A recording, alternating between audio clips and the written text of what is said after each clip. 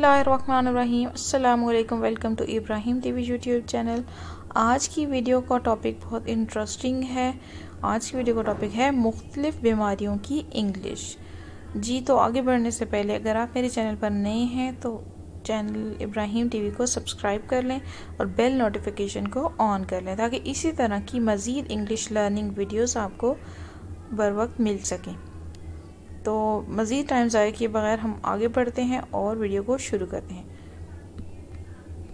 मुख्तलिफ बीमारियों की इंग्लिश।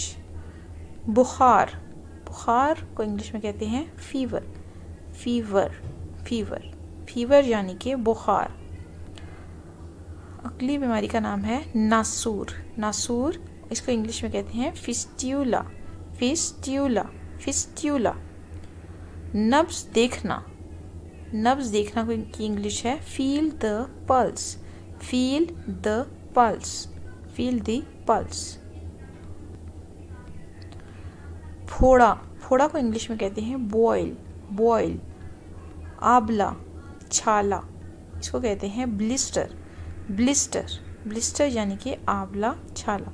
नज़ला, नज़ला को इंग्लिश में क्या कहते हैं कठार। कठार। उससे अगला लफ्ज़ है लंगड़ा। लंगड़ा की इंग्लिश है क्रिपल। क्रिपल क्रिपल यानी कि लंगड़ा। गंठिया, गंठिया की बीमारी को इंग्लिश में कहते हैं गाउट। गाउट। जी पेट के दर्द, पेट का दर्द, पेट का दर्द को कहते हैं ग्राइपिंग। ग्राइपिंग ग्राइपिंग।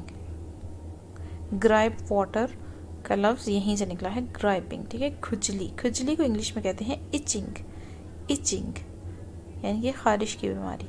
वर्म, वर्म सूजन जिसको कहते हैं उसको इंग्लिश में कहते हैं इन्फ्लेमेशन। Inflammation inflammation. बेख्वाबी यानी कि इंसोम्निया। इंसोम्निया बेख्वाबी। बेख्वाबी नींद ना आने के मर्ज़ को कहते हैं इंसोम्निया। नेक्स्ट बीमारी का नाम है यरकान। यरकान को इंग्लिश में कहते हैं जॉन्डिस। जॉन्डिस जॉन्डिस यानी कि यरकान। इसके साथ ही हमारी आज की मुख्तसर सी इंफॉर्मेटिव वीडियो ख़त्म होती है।